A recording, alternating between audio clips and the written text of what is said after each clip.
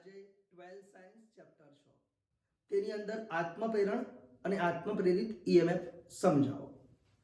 સૌથી પહેલા આપણે બેઝિક ક્લિયર કરીએ। આ એક વાહક ગુંજળું છે, એનું જોડાણ આ રિયોસ્ટેટ સાથે કર્યું, આ બેટરી સાથે કર્યું। તો બોલો, વાહક ગુંજળાનું જોડાણ બેટરી સાથે કર્યું છે, તો પછી બેટરીમાંથી શું પસાર થશે? પ્રવાહ। ચલો, તો વાહક ગુંજરામાંથી પ્રવાહ પસાર થવાથી ગુંજરું શું ઉત્પન્ન કરશે? ચુંબકીય ક્ષેત્ર, અને ગુંજરું પોતે જ ચુંબક તરીકે વર્તે।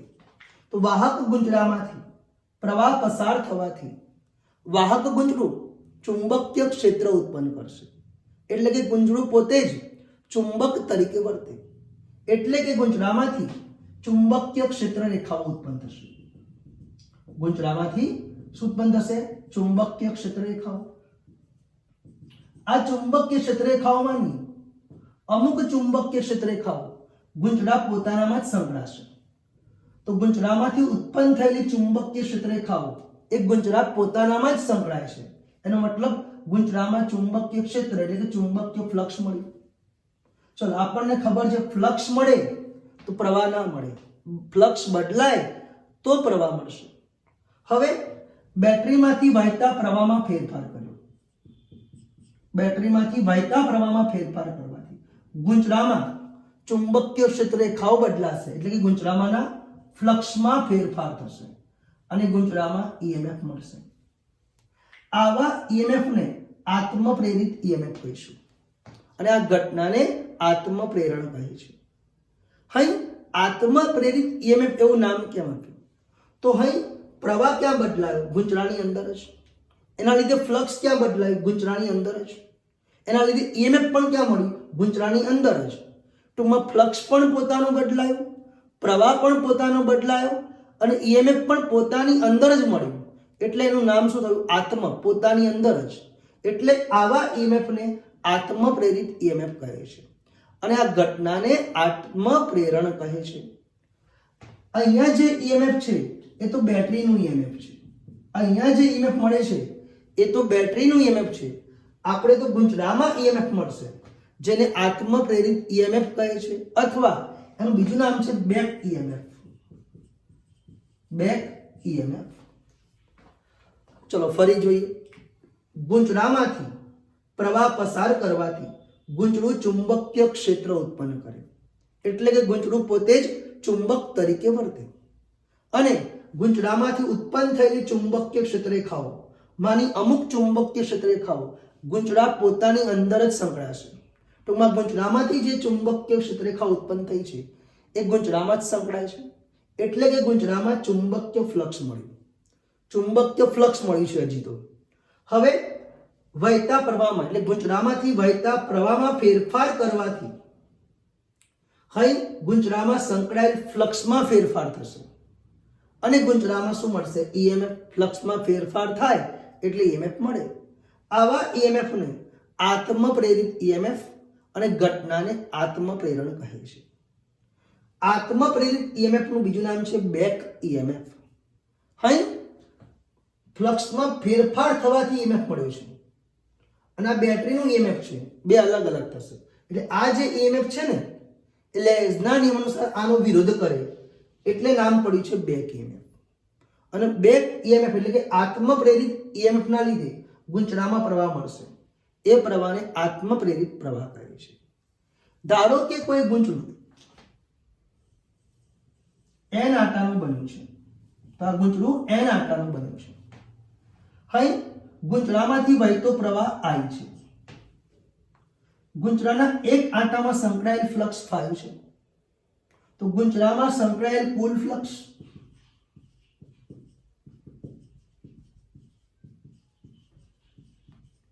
ચુંબકીય ફ્લક્સ 5b, b એટલે ચુંબકીય ફ્લક્સ, શું આવશે જવાબ? n5। કેમ? એક આટામાં ફ્લક્સ 5 હોય તો n આટામાં કુલ ફ્લક્સ શું આવશે? n5। તો ગુંજરું n આટાનું બન્યું છે, એક આટામાં સંકળાયેલ ફ્લક્સ 5 છે, માટે n આટામાં સંકળાયેલ ફ્લક્સ n5 થશે। આ ફ્લક્સ પ્રવાહના સપ્રમાણમાં છે. કેમ? જો પ્રવાહ જ ના હોય તો ચુંબકીય ક્ષેત્ર રેખા ના હોય તો ફ્લક્સ ના હોત. પ્રવાહ છે એટલે ફ્લક્સ છે. પ્રવાહ વધશે તો ફ્લક્સ વધશે, પ્રવાહ ઘટશે તો ફ્લક્સ ઘટશે. એનો મતલબ ચુંબકીય ફ્લક્સ N5 એ પ્રવાહ I ના સપ્રમાણમાં છે. તો ગુંચડામાં સંકળાયેલ કુલ ફ્લક્સ કેટલું છે? N5 એ પ્રવાહ I ના સપ્રમાણમાં છે. ચુંબકીય ફ્લક્સનું phi બી લખવું હોય તો લખી શકાશે. તો ગુંચડામાં સંકળાયેલ કુલ ચુંબકીય ફ્લક્સ N5 એ પ્રવાહ I ના સપ્રમાણમાં છે. ચલે છે ની જગ્યાએ બરાબર મૂકતા N5B બરાબર Li. તો N કોણ છે? ગુંચડાના આટાની સંખ્યા. 5 એક આટામાં સંકળાયેલ ફ્લક્સ. I ગુંચડાના દરેક આટામાંથી વહેતો પ્રવાહ. અને L કોણ છે? તો પછી તો L બરાબર N5/I, જ્યાં L ને ગુંચડાનું આત્મ પ્રેરકત્વ કહે છે. સેલ્ફ ઇન્ડક્ટન્સ ઇંગ્લિશમાં શું કહેવાશે? સેલ્ફ આત્મ એટલે સેલ્ફ ઇન્ડક્ટન્સ કહે છે. L બરાબર N5/I ને ગુંચડાનું આત્મ પ્રેરકત્વ કહે છે. ગુંચડાનું આત્મ પ્રેરકત્વ કહે છે. તો L બરાબર સૂત્ર શું આવી ગયું? N5/I. આપણે પાછળ ભણીશું કે આત્મ પ્રેરકત્વ એ ગુંચડાના આટાની સંખ્યા. આત્મ પ્રેરકત્વ L એ ગુંચડાના આટાની સંખ્યા, 2 ગુંચડાના પરિમાણ એટલે આડછેદ અને લંબાઈ, 3 ગુંચડું જે માધ્યમ પર વીંટાળ્યું હોય તે માધ્યમ પર આધારિત છે. તો બોલો આત્મ પ્રેરકત્વ L કોની ઉપર આધારિત છે? ગુંચડાના આટાની સંખ્યા, ગુંચડાના પરિમાણ અને ગુંચડું જે માધ્યમ પર વીંટાળ્યું હોય તે માધ્યમ પર આધારિત છે. અહીં આત્મ પ્રેરકત્વ L એ પ્રવાહ ઉપર આધારિત નથી. કેમ? ચલે છે ની જગ્યાએ L આવ્યું તો I વધારીએ તો ફ્લક્સ વધે પણ L ના બદલાય. તો બોલો બેટા I વધશે તો N5 વધે પણ L બદલાશે નહીં. આમ આત્મ પ્રેરકત્વ L એ આત્મ પ્રેરકત્વ L એ પ્રવાહ I પર આધારિત નથી. આપણે ભણ્યા છીએ. ચલો ગુંચડું નરમ લોખંડ ઉપર વીંટાળેલું હોય. આ ગુંચડું નરમ લોખંડ ઉપર વીંટાળ્યું હોય તો આપણે ભણી ગયા નરમ લોખંડની પરમિએબિલિટી ખૂબ વધારે. પરમિએબિલિટી ખૂબ વધવાથી ચુંબકીય ક્ષેત્ર ખૂબ વધે એટલે ફ્લક્સ ખૂબ વધશે. તો ઓટોમેટિક આત્મ પ્રેરકત્વ વધી જશે. તો ગુંચડાને નરમ લોખંડ પર વીંટાળતા આત્મ પ્રેરકત્વ વધી જશે. તો આમ આત્મ પ્રેરકત્વ આટાની સંખ્યા, પરિમાણ, ગુંચડું જે માધ્યમ પર વીંટાળ્યું છે તે માધ્યમ પર આધારિત છે પણ તે પ્રવાહ ઉપર આધારિત નથી. હવે આપણને ખબર છે કે વહેતા પ્રવાહમાં ફેરફાર કરીશું તો ફ્લક્સમાં ફેરફાર થશે અને ગુંચડામાં શું મળશે? EMF, જેને આપણે શું કહેતા? આત્મ પ્રેરિત EMF. તો ફેરેડેના નિયમ અનુસાર E બરાબર માઇનસ d∅dt. આ કુલ ફ્લક્સની વાત કરું છું. કયા ફ્લક્સની? કુલ ફ્લક્સ. તો આપણે અહીંયા કુલ ફ્લક્સ કેટલું છે? N5. તો E બરાબર માઇનસ d/dt N5. તો બોલો ફેરેડેના નિયમ અનુસાર મળતું EMF E બરાબર માઇનસ d∅dt. આ 5 કુલ ફ્લક્સ છે તો આપણે અહીંયા કુલ ફ્લક્સ કેટલું છે? N5B. જેની જગ્યાએ શું લખાશે? Li. જેની જગ્યાએ શું લખાશે? Li. તો E બરાબર માઇનસ d/dt Li. L અચળ છે. પ્રવાહ બદલાય તો ફ્લક્સ બદલાય પણ L કેવું? અચળ.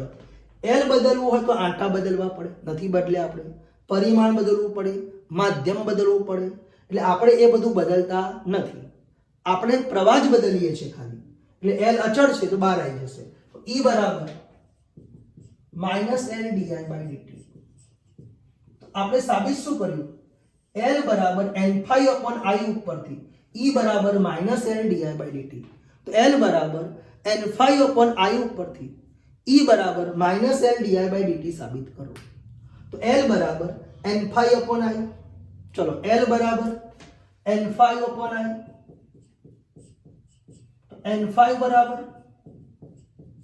li, બંને બાજુ સમયની સાપેક્ષે વિકલન કરતા તો n d5 by dt, આંટાની સંખ્યા અચળ, l અચળ, di by dt, બંને બાજુ માઇનસ લેતા તો minus n d5 by dt minus l di by dt.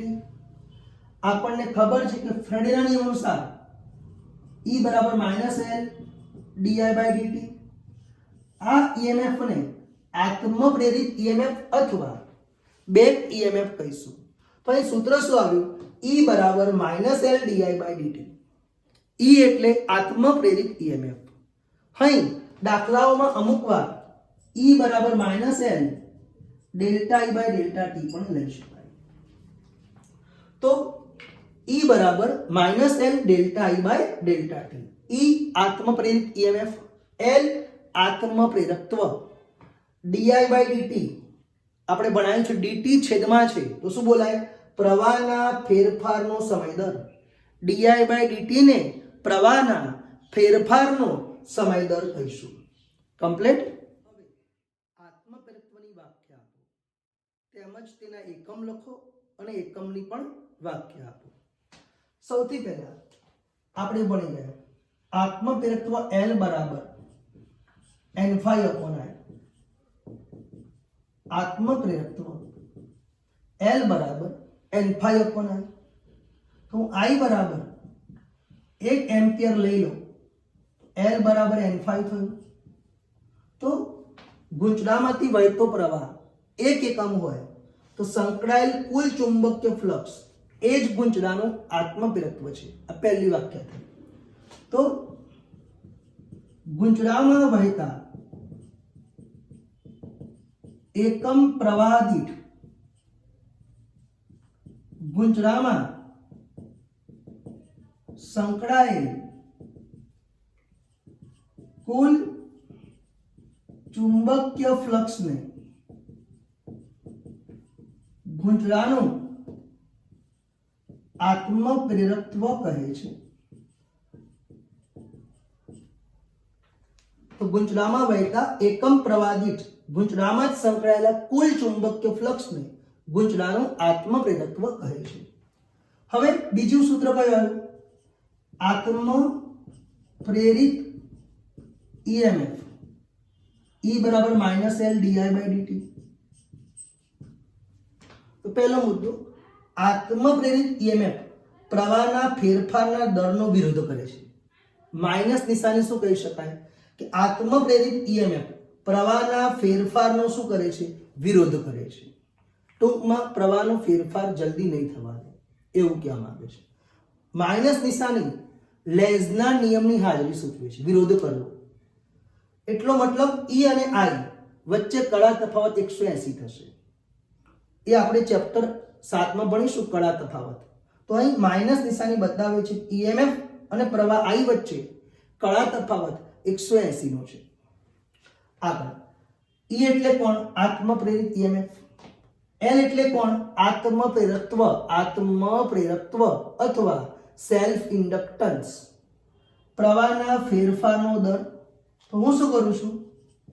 di by dt 1 ampere પર સેકન્ડ I by t છે લઉં છું. તો E બરાબર માઇનસ l. બેટા વ્યાખ્યાઓમાં I વાળું પદ આપણે 1 લઈએ છીએ. તો બોલો, ગૂંચળામાં વહેતા પ્રવાહના ફેરફારનો દર, પ્રવાહના ફેરફારનો દર 1 એકમ હોય તો ગૂંચળામાં મળતું આત્મપ્રેરિત EMF એ જ ગૂંચળાનું આત્મપ્રેરકત્વ છે. તો ગૂંચળામાં વહેતા પ્રવાહના ફેરફારનો દર એનો મતલબ di by dt 1 એકમ હોય, 1 એકમ હોય તો ગૂંચળામાં મળતા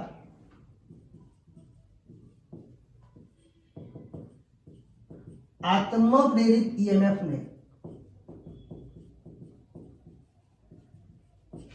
ગૂંચળાનું આત્મપ્રેરકત્વ પ્રેરકત્વ કહે છે. ગુંચળાનું શું કહે છે? આત્મપ્રેરકત્વ કહે છે. આમ આત્મપ્રેરકત્વની બે વ્યાખ્યા થઈ. L બરાબર n phi ઓપન I ઉપરથી પણ વ્યાખ્યા લઈ શકાશે, અથવા E બરાબર -L di by dt ઉપરથી પણ વ્યાખ્યા લઈ શકાશે. હવે આત્મપ્રેરકત્વના એકમ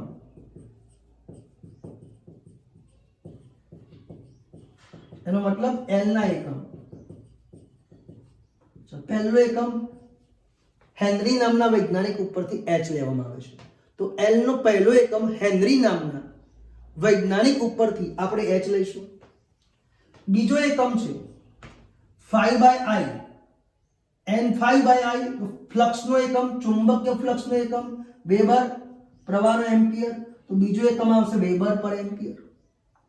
ત્રીજો એકમ EMF નો વોલ્ટ, ટાઈમ ઉપર જશે એટલે સેકન્ડ ભાગ્યા એમ્પિયર, વોલ્ટ સેકન્ડ પર એમ્પિયર. શોર્ટ રીત માટે વોલ્ટ અપોન એમ્પિયર ને આપણે ઓહમ કહી શકીએ.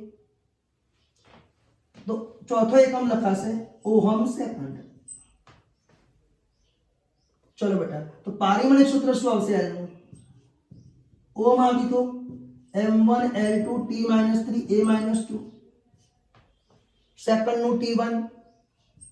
તો પારિમાણિક સૂત્ર m1 L2 t - 2 a - 2.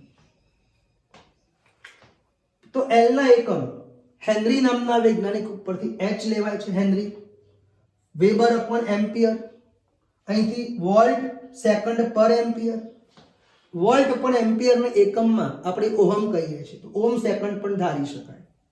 હવે આપણે હેનરીની વ્યાખ્યા આપી છે. આના ઉપરથી પણ આપી શકીએ અને આના ઉપરથી પણ આપી શકીએ. ચલો પહેલા આના ઉપરથી લઈએ. E બરાબર -L di by dt. આવું લખાય. di upon dt 1 એમ્પિયર પર સેકન્ડ હોય. આત્મપ્રેરિત EMF 1 વોલ્ટ હોય. આ બંને એક થયા તો L બરાબર 1 હેનરી. ઋણ નિશાની અવગણી શકાય. તો વાક્ય શું બોલાશે? ગુંચળામાં di by dt 1 એમ્પિયર પર સેકન્ડ હોય અને આત્મપ્રેરિત EMF 1 વોલ્ટ હોય તો આત્મપ્રેરકત્વ 1 હેનરી છે તેમ કહેવાય. એટલે કે ગુંચળામાં પ્રવાહના ફેરફારનો સમય દર 1 એકમ હોય. મળતું આત્મપ્રેરિત EMF 1 વોલ્ટ હોય. બંને થયા તો આત્મપ્રેરકત્વ પણ 1 હેનરી છે તેમ કહી શકાય. એ સિવાય L બરાબર n phi upon I.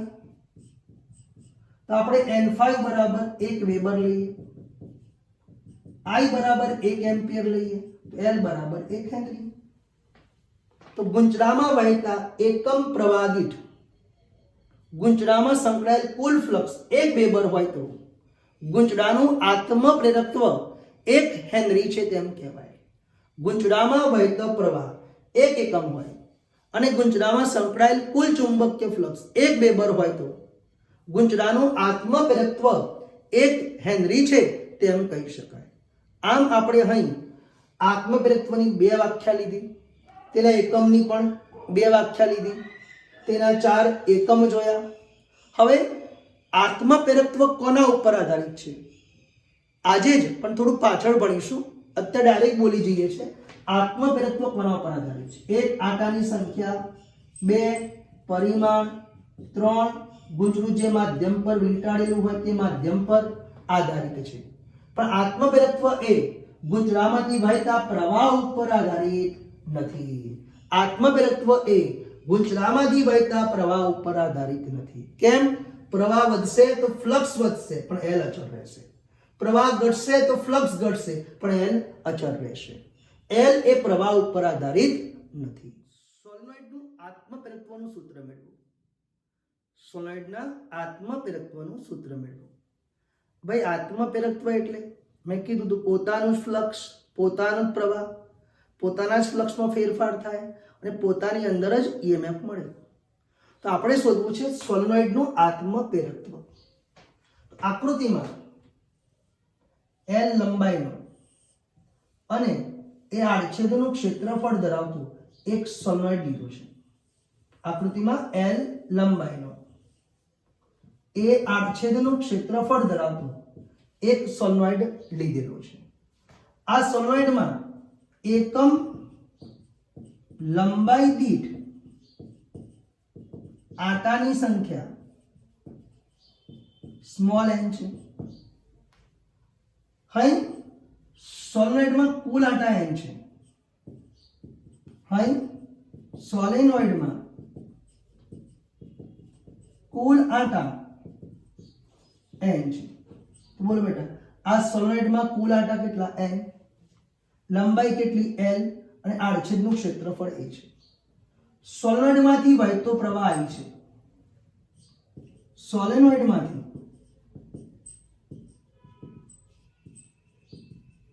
વહેતો પ્રવાહ I છે.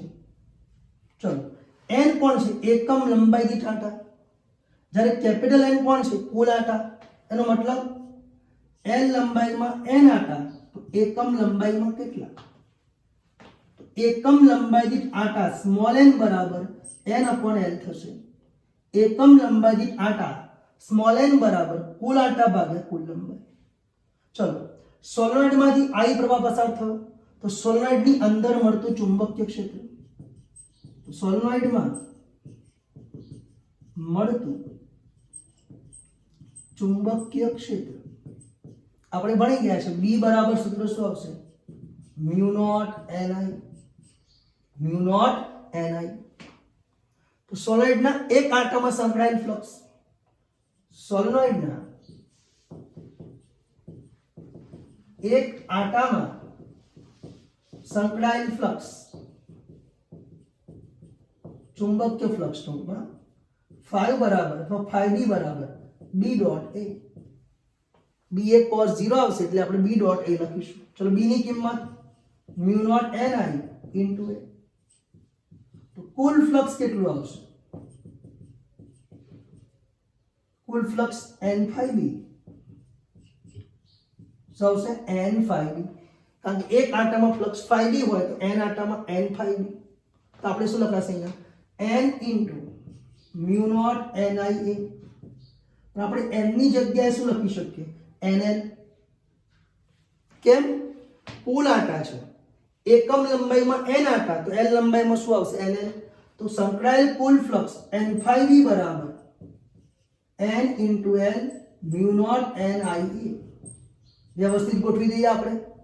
તો mu nought n square a, mu nought n square a I, તો mu nought n square a I into l. આ સંકળાયેલ કુલ ફ્લક્સ આવી. તો આત્મપ્રેરકત્વનું સૂત્ર શું છે? સંકળાયેલ કુલ ફ્લક્સ ભાગ્યા પ્રવાહ. પોતાનું કુલ ફ્લક્સ ભાગ્યા પોતાનો પ્રવાહ.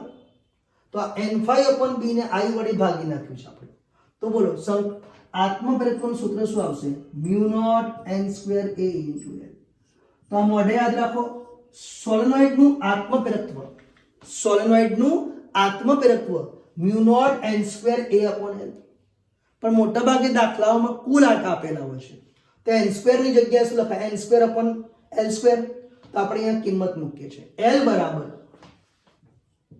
મ્યુ નોટ n સ્ક્વેર ની જગ્યાએ આપણે n/l આખાનો વર્ગ a ઇન્ટુ l.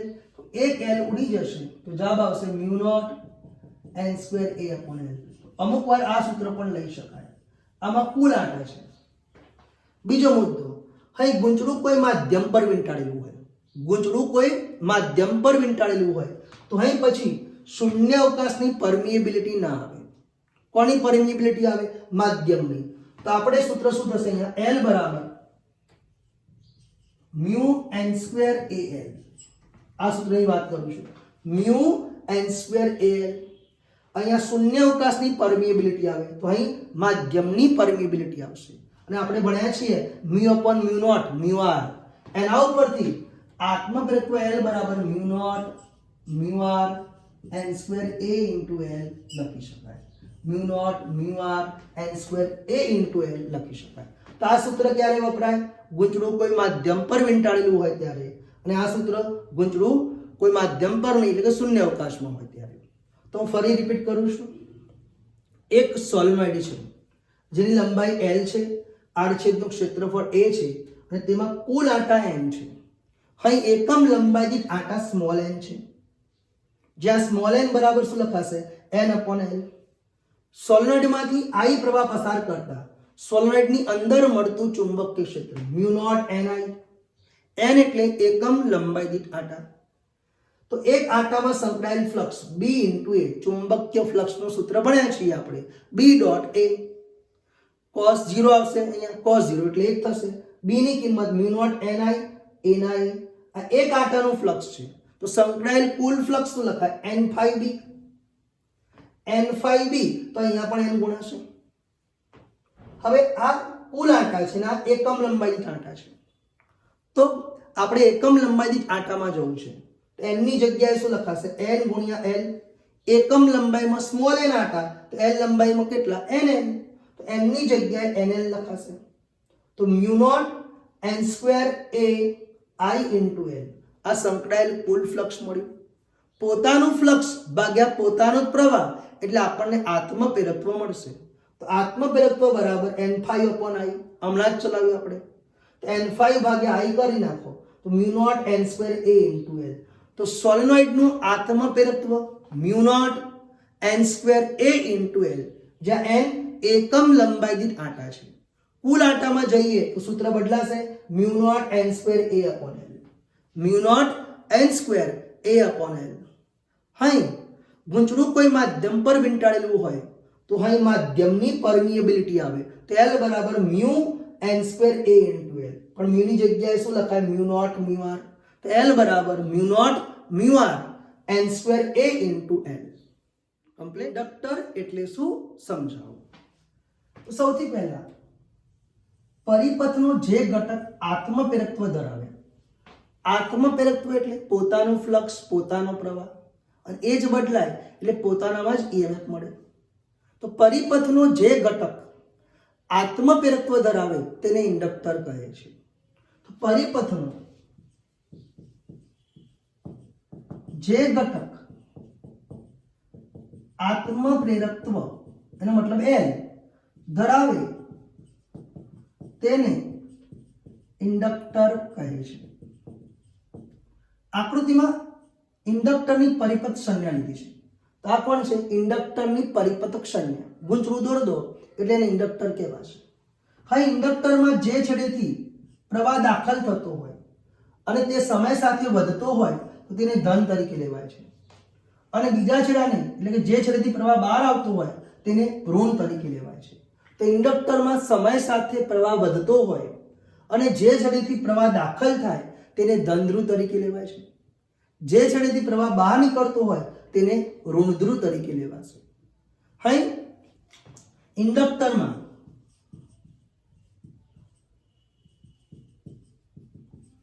વહેતો પ્રવાહ I છે અને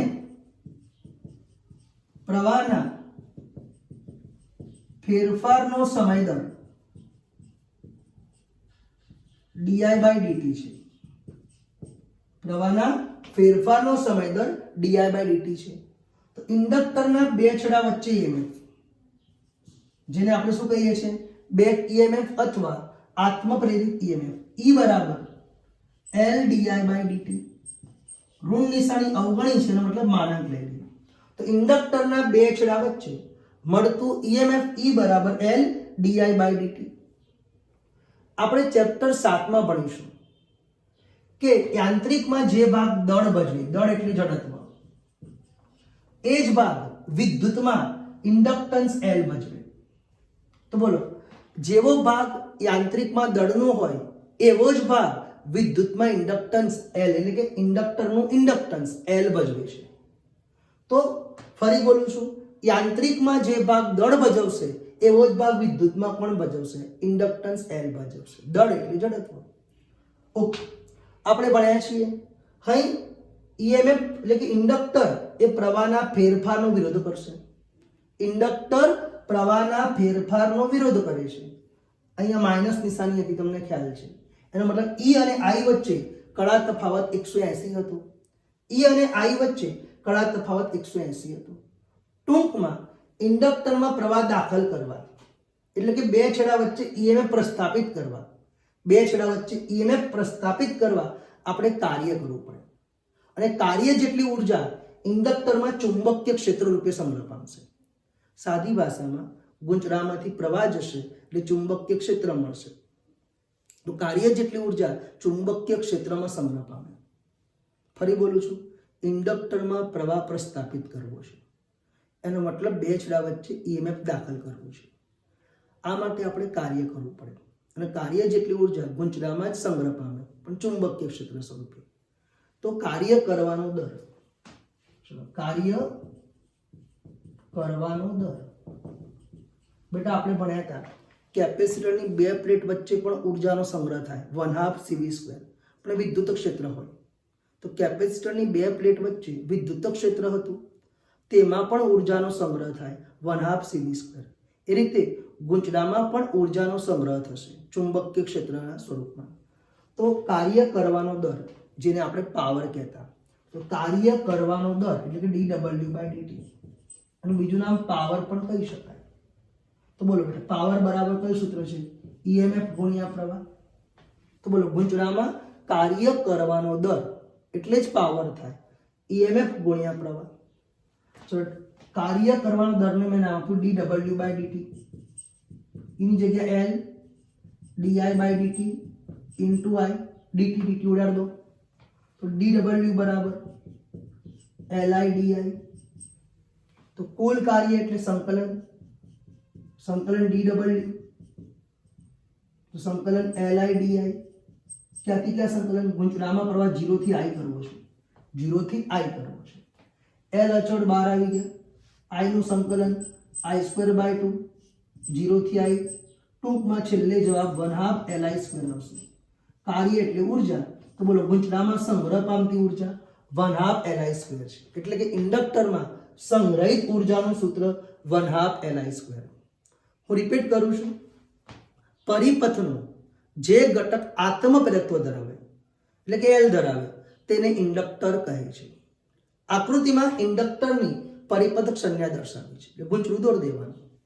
અહીં ઇન્ડક્ટરમાં જે છેડેથી પ્રવાહ દાખલ થાય અને પ્રવાહ વધતો હોય તો તે છેડો ધન ધ્રુવ તરીકે લેવાય અને બહાર નીકળતો હોય તેને ઋણ તરીકે લેવામાં આવે છે. અહીં ઇન્ડક્ટરમાં t સમયે પ્રવાહ I છે અને પ્રવાહના ફેરફારનો સમય દર di/dt છે.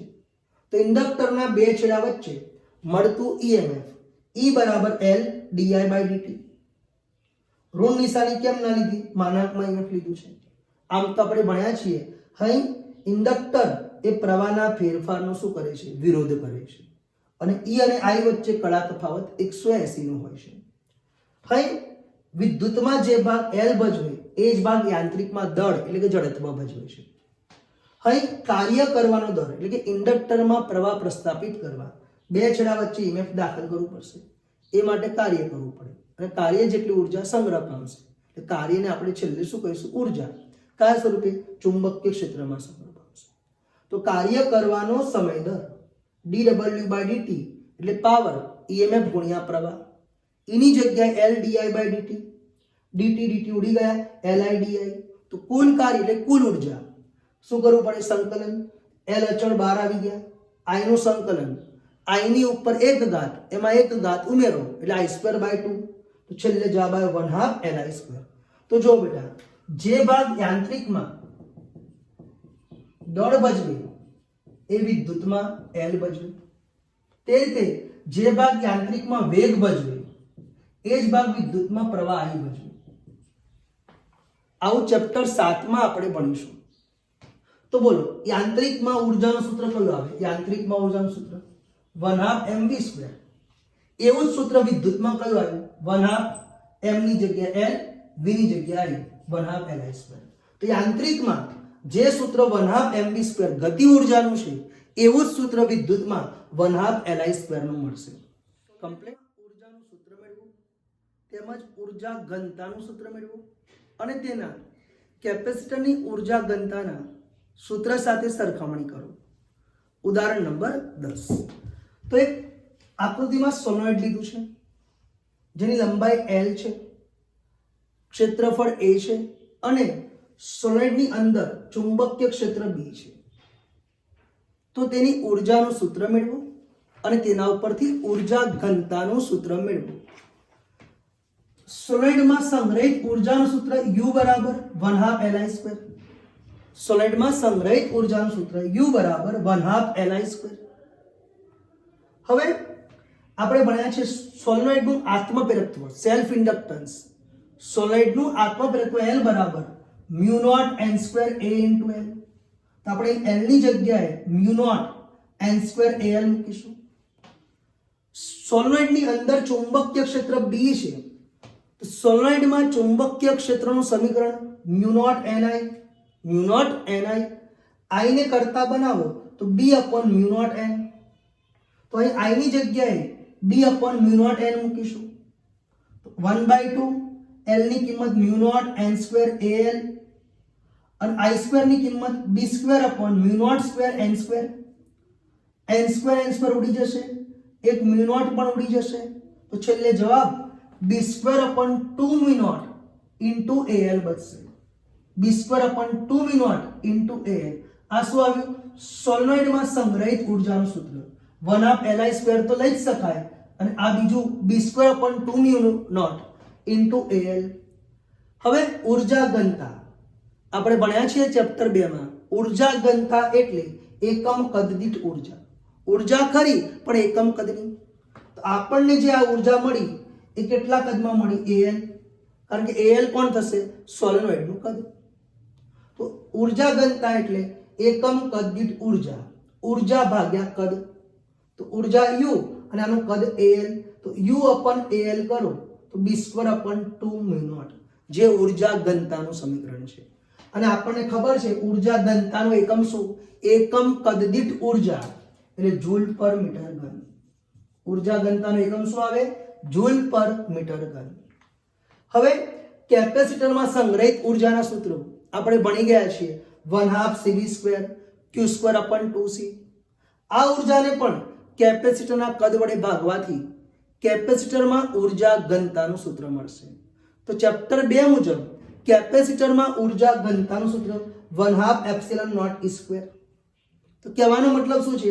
અહીં પણ ઉર્જા ચુંબકીય ક્ષેત્રના વર્ગના સપ્રમાણમાં છે. તો અહીંયા વિદ્યુત ક્ષેત્રના વર્ગના સપ્રમાણમાં છે. બીજું અહીં μ0 છેદમાં છે તો અહીંયા ε0 અંશમાં છે. એટલે આ બંને સૂત્રો લગભગ સરખા છે. આ ચુંબક માટેના વિદ્યુત માટે વિદ્યુતીય ક્ષેત્રના સ્વરૂપમાં એટલે કેપેસિટરમાં આપણે આ સૂત્ર લઈએ છીએ. ઇન્ડક્ટર છે, સોલેનોઇડ છે, ગૂંચળું છે, એમાં આ સૂત્ર લેવામાં